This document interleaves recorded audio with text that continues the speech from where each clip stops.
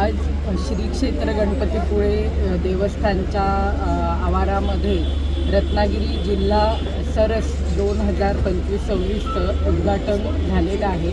हे प्रदर्शन या ठिकाणी 24 डिसेंबरपासून 28 डिसेंबरपर्यंत असणार आहे।